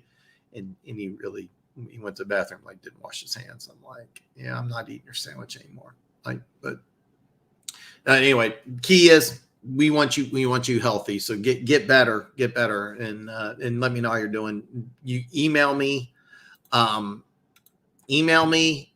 you want to follow me on social media. Leave. It's kind of funny, like different people use different social media. My buddy Tim, it's mostly Facebook, Red Sea. And Homeland's Instagram, Big Chief Sean's usually Twitter. So I got all of them in the links below, but you can email me if you don't do social media. So yeah, I could see that. It's good. It's so hard because that game on Monday night, that was playoff intensity. It's so hard to get that intensity back from late Monday night to Saturday afternoon. It's hard. So Detroit. Well, if I remember right, and you guys know better than I do, Sue just didn't want to be there anymore. Sue just was not a happy camper and wanted out. If I remember right, he was very disruptive. I heard stories that they made a big deal about everybody showing up on time, and then Sue would purposely show up 5 minutes late just to be a dick, and then he would just get fined and just didn't care because he was making like $20 million a year or something. I don't know if that's true or not. You guys tell me. So then come on up here. I think the Lions want Hamilton. Holmes says he wants to prove on the perimeter, and that's smart. You should put out all sorts of different information. You should put out quarterback. You should put down perimeter. You should put down corner. Don't rule it out the possibility of Detroit taking a corner. I don't think they will. I think, Okuda will come back and they'll start. And I can't pronounce the guy's name, 4th round pick. Smith. It's not Smith. But I think he has some good corners. I wouldn't be surprised, though, if Stingley was the pick. Don't be surprised. So, amazement. I didn't know that, man. I'm not pro-vax. I'm not anti-vax. I'm pro not bash. Exactly. God, why do you always say the things that I want to say? Yeah, you're right. Yeah. It's crazy, man. I could barely breathe. I had no idea, man. I just want you to be better now. Okay, good. Yeah, and that's the whole thing. I know. I hope Mike doesn't get mad. I know Mike got it early, and I know down in Florida it was just exploding. Last year at this time, I know Kansas City had a really bad explosion of positive rates, but I'm more of a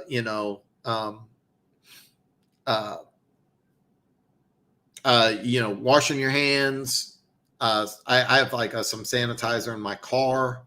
I I also try to eat a lot of fruits, vegetables. Believe it or not, I pick a lot of fruits and vegetables. I eat pretty healthy for the most part. Oatmeal, fruits and stuff like that. I think like your natural body immune system is a good thing. So I'm not a medical expert, but that's just kind of my beliefs. Also, I don't get around a lot of people either. That's another thing. So I'm glad you are, man.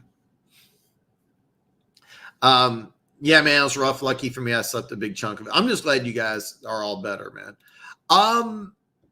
Yes, I am on Discord. I have it disconnected from my computer currently. I just don't use it much, and I really, really, really need to use it more. Really, really need to use it more. But yeah, I really need to get on Discord more. But yeah, you can mess it. I'll try to get on Discord more. Right now, the links I got below my website. I got to do a lot of improvements on my website. My website, email. The email shows up on my phone, and then all my social media links. So, but yeah, I'll work on Discord. There's a lot of things I need to do better. Discord's one of them. I have a feeling Dallas wins since everybody's picking the Niners. I want the Niners to win since public loves the Niners. It makes me nervous. Yeah. Absolutely. I do like San Francisco, but only if Trent Williams is healthy and ready to go, and that's a big thing. So, perimeter in Detroit could easily mean a big outside wide receiver in London, and Burks fits the bill well. Come on, Arizona. Yeah. I know Corey is super high on London. He actually wants London in a Cardinals uniform, and I saw a mock draft where he went to Atlanta at the time. It was 7, I think. But yeah, London's interesting because I'm seeing top 10 and then other people, late first. So I want to see what he does at the combine before I. But I mean, full disclosure, you guys are getting some early draft coverage because I don't release any of them. I really don't get into doing the mock drafts after the combine. But as of today, I have Jacksonville taking a left tackle, Hutchinson going to Detroit. Houston, I would have taken Thibodeau, but that was under the old regime. If they go to a 3-4, God knows what they might do. But I think that Detroit. Well, actually, to tell you the truth, I think Jacksonville, Detroit, and Houston would all love to trade down, and I don't think that Jacksonville and Detroit will be able to. Houston might, but I doubt it. So, what's your A1? I have no idea what that is. So, Funk said defense too. Yeah, I'm actually really excited to see what Detroit does in the draft, and I think you're right. I think they're going to get a 3rd round for Perryman also. But I'm using 3 ads that just popped up when the draft tech chart, and I didn't put a link in there, but I got it saved to my favorites here. They got Detroit 2 and 27, no 4th and 5th round pick. That's interesting. So Detroit definitely wants to trade down, get some more picks, but at 2 and 27, 2, I would say Hutchinson, but at 27, I mean, they could do so many different things. At quarterback's not out of question. Safety's not out of the question. A second edge rush isn't out of the question. Wide receiver could be. I mean, it'll be very interesting. So we got Iffy and Amani. These are our corners. So yeah. There could be like 3 positions on D. I mean, seriously, it'll be really interesting because if Detroit can trade down from 2, they will. And I just don't see it. I just don't see it possible. So, corner and safety, AJ Parker and Jerry Jacobs, CBs early in the draft would seem foolish. Yeah, but Stingley, there was talk early that Derek Stingley could go number 1, and there's a lot of teams that really like him. This is a really good draft for corners. There's a lot of really good value. I also think Stingley's draft stock's taking a little bit of a dive, But I don't think Stingley will go in the top 5 as of now. I want to see what he does at the combine, because if he doesn't look like he has that Dion 4.3 speed. But I want to see, is he 6 foot? Is he 6 foot? Is he 6'1", 195? Does he run in the low 4.4s? I want to see what the vertical and all that other stuff looks like. Because if he runs like a 4.5 or something, he may go down, because there's a lot of good corners. So there's a lot of good corners. So if Detroit did target a corner, I would see it later, not at 2. But honestly, Detroit could do a lot of different things at 2. But I really think they want to trade down. So safety and outside linebacker is what I would think. I think so. And you could seriously take either one of those at 2 and either one of those at 27. So said he's comfortable with O-line, D-line, and running back. And hopefully that's disinformation. And it wouldn't surprise me if you guys took a running back in the 2nd or 3rd round. It wouldn't surprise me at all. No way London falls to Arizona. They have to trade up. Dudes go on top. A lot of people are saying that. I want to see what he does at the combine. Funky ain't right. There's talk that he's a front runner for Chicago, and there's also talk that was kind of the reason Houston let Coley go, is because they may be able to talk Flores into going to Houston and Deshaun Watson staying there. So, but Flores will be employed. Right now, it looks like Chicago's the front runner, and that's kind of interesting. I'm a fan of Jalen Tolbert or Reggie Robertson. I'm not familiar with those guys yet, but we're going to do a ton of draft stuff. Is to Denver.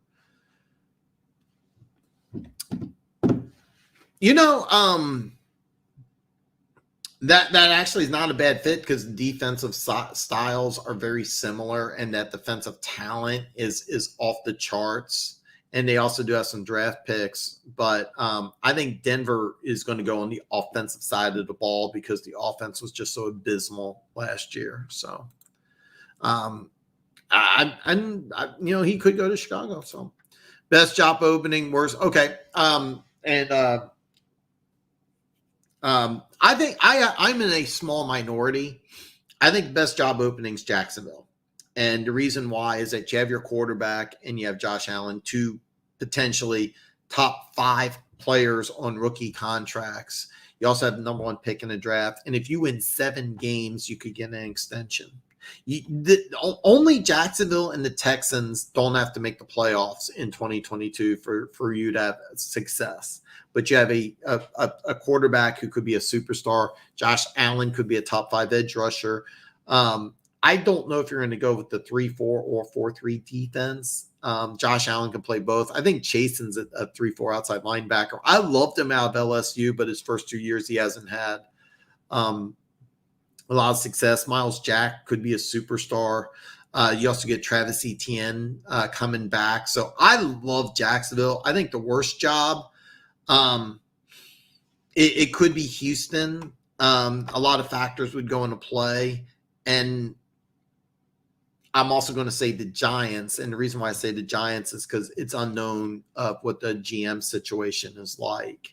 If you have a good GM, and there's some talk that they want somebody from Kansas City, and I'm drawing a complete blank on his name. But anyway, they want somebody from Kansas City, and that might be a good fit. But for me, the Giants and the Texans are so many unknowns. That's why I would kind of red flag on the Texans. Plus, I thought Coley should have got a second year there. And then the Giants, traditionally one of the better franchises in all of sports, not just football. With Gettleman leaving and so many questions, I would say the Giants are a bad job. But I think the Jacksonville job, if I had to choose which one I would want, I would say Jacksonville. But when you're looking at the key 3 positions, you're looking at quarterback, left tackle, and edge rusher. The only team that has all 3 of those is the Raiders. And Scaliano, I'm butchering his name. If he wins 2 games, maybe he stays. But even if he wins just 1, he's not guaranteed the job. But the Raiders would be silly not to interview him. So, Denver's pretty. Yeah, they absolutely, and I agree with that completely. But here's the red flags: is that you have new ownership group coming in for the Bolin family. That's got to raise some red flags. The defense is ready to go to offense. You easily have the worst quarterback in the AFC West. And the AFC West is a tough division. You got two teams that are already in the playoffs. The Chargers almost made it in. The Raiders don't make that field goal. 3 AFC West teams are in. You easily have the worst quarterback. And with the ownership group, you really don't know what's going on. George Patton, I'm sorry. He's the Broncos GM. He was just hired this offseason. Somebody put in social media he had a terrible track record with quarterbacks. I don't agree with that because he wasn't the guy really pulling the trigger, but the quarterback position's a question mark. And then I also thought that Fangio should have got one more year. Just the offense that they ran was garbage, but the defense was world class. So, but yeah, there's a lot of good things I like about Denver, but the new management, the lack of quarterback are red flags. Eric Bieniemy would be a good fit for Denver, but if I'm Eric Bieniemy, I would really, really want the Raiders job. But Denver's going to interview a lot of different people. The one thing I said earlier is that I think the new management group is going to be pushed by the NFL to hire a black man as a head coach. So I normally race will not have an issue, but I think for the Denver Broncos job, they're going to be like, look, we need black head coaches in the NFL. I think the Denver Broncos, if I could put action on it was Denver hire a black head coach, the answer would be yes. So if things go right this weekend, the Lions could pick 22 with the Rams pick. Is that right? Yeah, you're right. All right. Yeah. Right. Okay. I'm using the Draft Tech NFL value chart. It has the numbers, and they got Detroit 2 and 27. So I'm just using that. So yeah, it could be 22. They pick in Hamilton. I know you and Luke G, and I'm not going to go against Luke G. I got Hutchinson right now today, but I'm not doing anything until after the combine. And then after the combine, free agency. And of course, the day before the draft, I'll do my final mock. But today, right now, you get sneak preview into what I'm looking at. And I kind of like Hutchinson. Oops. Problem with the Lions, CBs never played together when everybody was healthy. So maybe it's just a cornerback on day 2. That's a possibility. I seriously, Detroit, I think after pick number 2 is going to be very creative. I think they could trade up. More than likely, they trade down. I think that they tried to trade down from 27. I also think they tried to trade down from 34, and they want to trade down from 66. The one thing I love about the Lions is that you got some players in the later rounds that did a really good job. So you don't have picks in the 4th and 5th round. I think that you really want to get in the 2nd and the 3rd round. I really think you want to trade down. And I think if you can trade down in the 1st round, I definitely would recommend that. Or I definitely think that they will do that. They'll try to do that. So yeah, no state tax in Florida. I love Miles Jackson. Love to see him somehow. He would be a great fit on a lot of different defenses. He signed a big contract with Jacksonville, and I don't think he's going anywhere. But he would be. That would be a big addition for Detroit. That would be a massive addition for Detroit.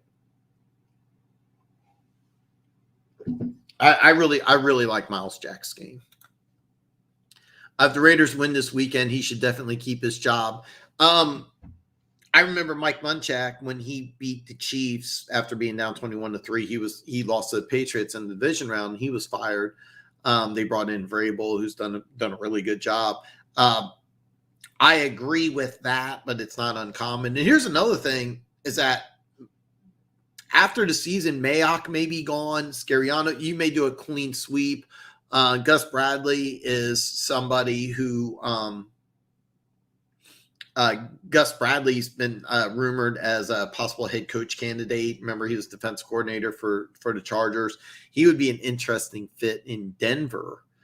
He might also be an interesting fit with the Raiders if you just want to promote from within, but we'll find out. But that's going to be an interesting story.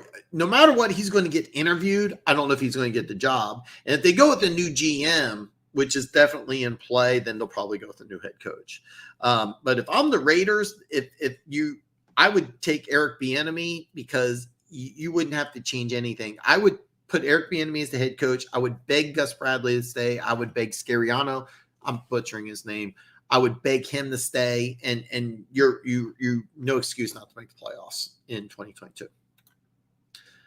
But there's, I guess, black money. I think you mean Monday.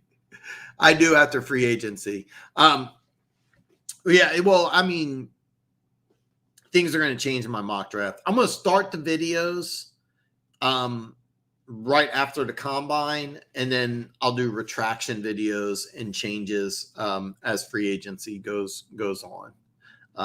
Because obviously, like if Jacksonville signs a left tackle in free agency, they're not going to take a left tackle. So, you know. You haven't heard about Broncos ownership? Elway is representing one group. Peyton Manning representing another.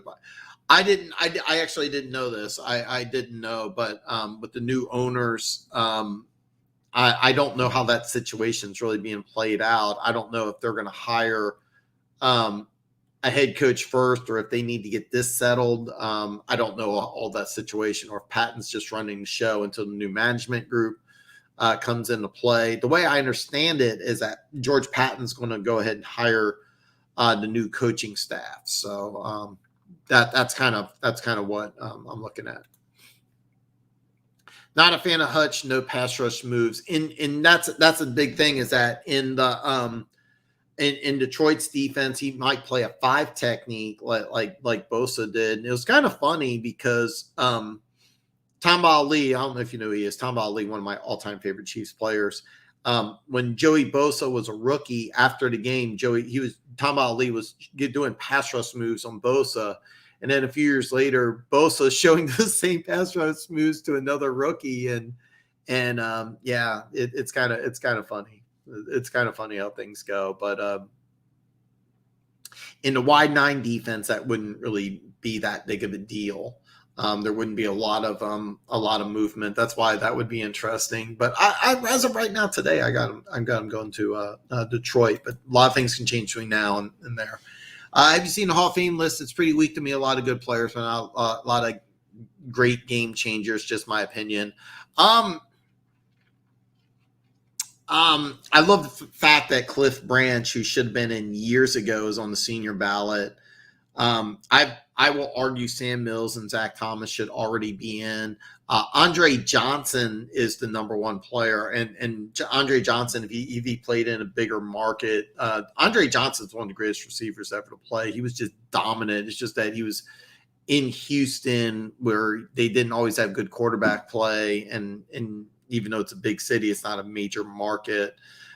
He's the number 1 player. DeMarcus Ware is a big one. I mean, he had some really dominant seasons too, but not a lot of game changers. Those are the 4 Hall of Famers in my opinion. Andre Johnson, DeMarcus Ware definitely get in. Sam Mills and Zach Thomas should already be in, and Cliff Branch 100% needs to be in. Now, Josh Allen's on year 3, so if Jacksonville trades Josh Allen, I will forever hate that. I loved him coming out in the draft. I think he can play in a 3-4. I originally thought he was a 3-4 player, but he put on what I call the NFL 20. And when I call the NFL 20, you don't have to put on 20 pounds. Like your boy Derek Walker, he's listed at 5'10", 210. He needs to put on the NFL 20, but he doesn't need to play at 230. He probably needs to play at 220, but he needs to put on the NFL 20, like I say. Well, Josh Allen did, and now he can play at a 4-3 end. He could be a 3-4 outside linebacker. That guy is a guy who could be a top 5 defensive end in either a 3-4 or a 4-3 defense. So, yeah. Amon-Ra St. Brown's the 17th wide receiver taken. PFF had him rated as the 5th best rookie of all position. Just saying, Homestead. I don't respect anything PFF says, but Amon-Ra St. Brown as a 4th round pick was very, very good. No respect for PFF whatsoever. But yeah, Dorsey did the same thing in Kansas City. His first draft, round 3, Travis Kelce. I think second year, Tyreek Hill in round 5. I mean, he was really good at finding players. Kareem Hunt in round 3. I mean, he had that weird incident, but that's why I think Detroit's a prime candidate to want to trade down. Is Dorsey's a whiz at finding players in later rounds, and you don't have picks in rounds 4 and 5, so that's why. You want as many draft picks as you can. Dorsey's really, really good at that. So, Funk had a very great draft with 3 potential all-star players, maybe 4. Yeah, he had a great draft. I love the Lions draft. Yeah, so probably don't like Hutch because he seems to disappear in the run game too often for me. Okay. All right. I mean, that's fair. I think all you guys are kind of sold on Hamilton, and we'll wait and see. I mean, if he measures at 6'4", 220 and runs a 4.4, I'll probably be on board. I'm not anti against it. I just don't think he's the best player available. I think you guys are on board with Hamilton being the best player available. I don't see that. I think that he's going to be a top 10 player. I've seen some mock drafts where he's going like in the mid first round. I'm like, I don't know if he gets out of the top 10, but I want to see what he does at the combine first. I like St. Brown for a fantasy next season. Absolutely. Yes, he is. Get him, probably after round 7 or something. But yeah, I like him too. I think he's going to have a big year next year. Funk, that's one thing, and no pass moves. Yes, I do. Okay, there's talk that Kansas City is working a deal out to re-sign him, but the number's high and the Chiefs have salary cap issues.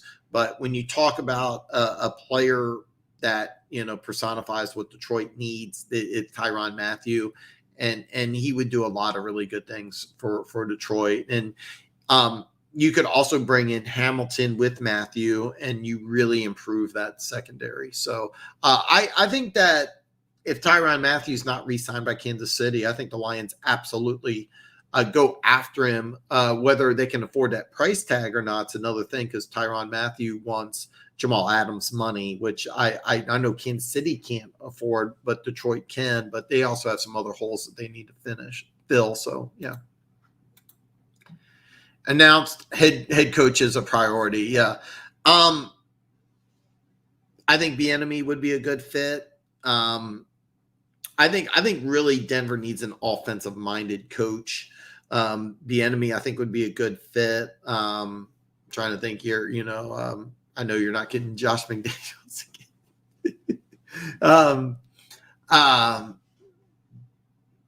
But I think Bieniemy would be at the top of the list.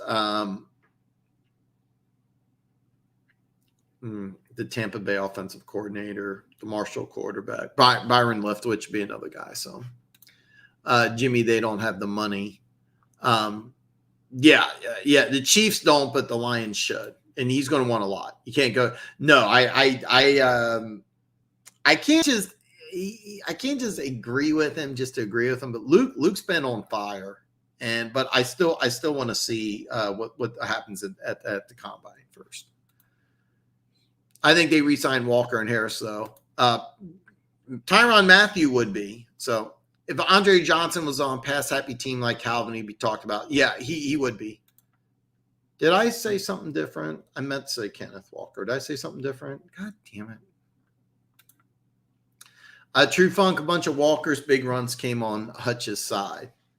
I didn't notice that. I'm not saying it's not true. I didn't pay attention to that. But if he doesn't play to run well, that would be a big deal. I know there was talk about Thibodeau not really stuffing the run. So schedule should have been Bills Pats at 4, Bucks Eagles at 8, and make the Bengals Raiders game for Sunday at 1. Raiders got screwed. Yeah, the Raiders did not get a good deal. The Raiders really did get kind of a raw deal, but it's going to be a fun game though. Yeah, I know a lot of people do. I don't. I ignore everything PFF says, but Amon-Ra St. Brown as a 4th round pick was a great pick. And when I did my draft, I got my sheet here. I gave the Lions a A- with Atlanta. I had Minnesota as an A and New England as an A+. So I love their draft, and they did a good job. They did a good job. PFF is hit or miss. I use Football Outsiders much better. I had nothing. PFF to me is complete garbage. So if Hamilton's 6'4" runs a high 4.4, you draft him maybe. But I think that he may disappoint people. He may not be as big or as fast as people think. So this is very popular here in Kansas City, but I don't think that's it. I think Eric Bieniemy is going to get a head coaching job this year, and I think it's going to be either Denver or the Raiders. But Andy Reid is definitely on the back nine. I mean, it's any moment now, any moment. So sorry, my contacts are bothering me a little bit. But lots of people in Kansas City are saying that. I don't think that's true. It's really he's been passed over. There's multiple things, but I think he'll get a head coaching job this year, and I think it'll be the Raiders or Denver.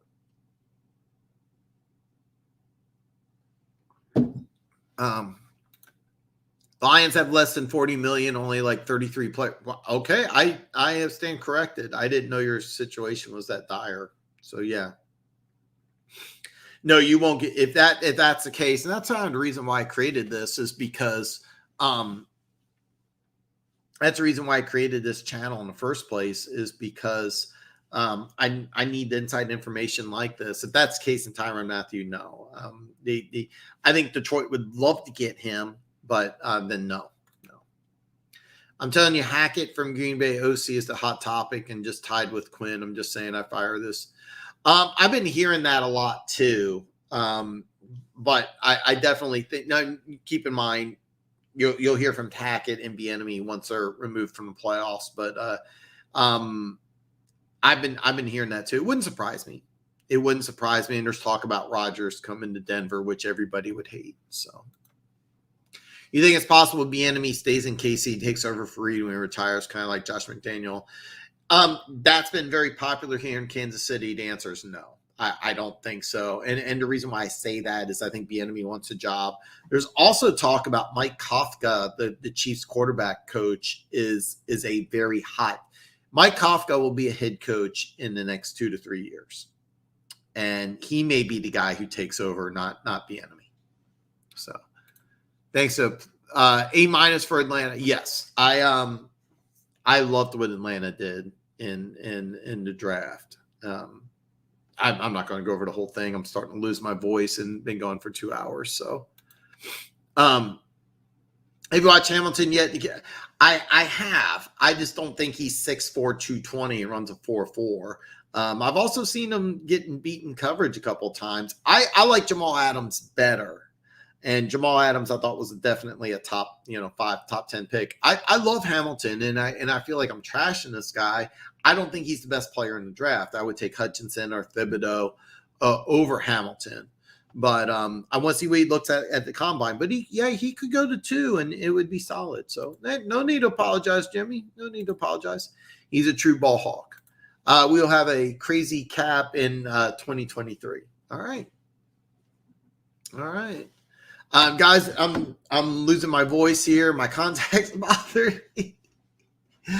Don't forget, hey, listen, before you leave, give me a thumbs up. Remember my big prediction, my bold prediction. I'm going to stand by it. The Pittsburgh Steelers are going to upset my Kansas City Chiefs wildcard weekend, and I will cry like a little girl. It'll really suck, but hopefully I'm wrong. But definitely take Pittsburgh plus 12.5. And if you can get 13, like some people were saying in here, definitely take that. That's going to hit. It's going to be a fun game. It's going to be a good game.